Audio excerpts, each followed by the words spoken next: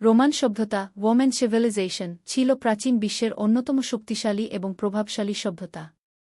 এটি মূলত বর্তমান ইতালির রোম শহরকে কেন্দ্র করে গড়ে উঠেছিল এবং ধীরে ধীরে গোটা ইউরোপ, উত্তর আফ্রিকা ও পশ্চিম এশিয়ার একটি বিশাল অঞ্চল জুড়ে বিস্তৃত হয়। রোমান সভ্যতার গুরুত্বপূর্ণ দিকগুলো। ১. রাজনৈতিক ব্যবস্থা। প্রাথমিকভাবে ছিল রাজতন্ত্র, মনার্চাই, পরে এটি প্রজাতন্ত্রে, রিপাবলিক, এবং সর্বশেষে সাম্রাজ্যে, এম্পায়ার, রূপান্তরিত হয়। অগাস্টাস ছিলেন প্রথম রোমান সম্রাট। ২. আইন ও শাসন। রোমানরা 12 টেবলস কি নামে প্রাচীনতম লিখিত আইন প্রণয়ন করে। তাদের আইন ও বিচার ব্যবস্থা পরবর্তীতে ইউরোপীয় আইন ব্যবস্থার ভিত্তি হয়ে ওঠে। ৩. স্থাপত্য ও প্রকৌশল। রোমানরা আর্চ, ডোম ও অ্যাকুজাক্ট নির্মাণে পারদর্শী ছিল। বিখ্যাত স্থাপত্য: কলিজিয়াম, কলসিয়াম, প্যান্থিয়ন। ৪. ভাষা ও সাহিত্য।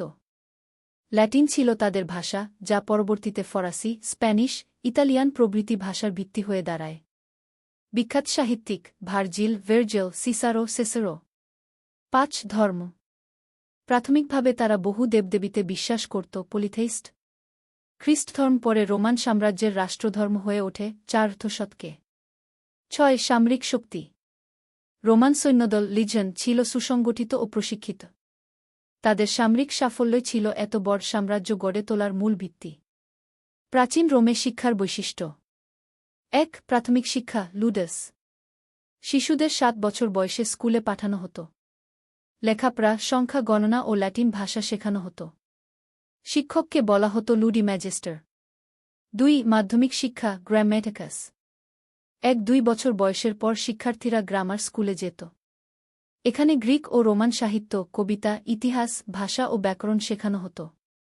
হোমার, ভার্জিল, সিসারো প্রমুখ লেখকদের লেখা পড়ানো হতো। ৩. উচ্চশিক্ষা, রেটোরিক।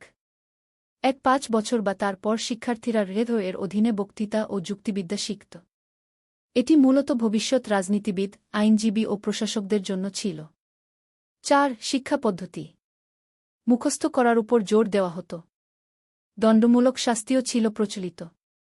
গৃহশিক্ষক, প্রায়শই গ্রিক দাস, অনেক ধনী পরিবারে শিক্ষা দিতেন। ৫. নারী ও নিম্নশ্রেণীর শিক্ষা। মেয়েরা সাধারণত ঘরেই শিক্ষা পেত, তারা সাহিত্য বা বক্তৃতার বদলে গৃহস্থালী কাজ শিখত। দাস ও দরিদ্র শিশুদের জন্য শিক্ষা খুবই সীমিত ছিল। ৬. বিশ্ববিদ্যালয় বা উচ্চতর প্রতিষ্ঠান। প্রাচীন রোমে আধুনিক বিশ্ববিদ্যালয়ের মতো প্রতিষ্ঠান ছিল না, তবে কিছু শহরে, যেমন আলেকজান্দ্রিয়া, এথেন্স, উচ্চতর জ্ঞান চর্চা হতো।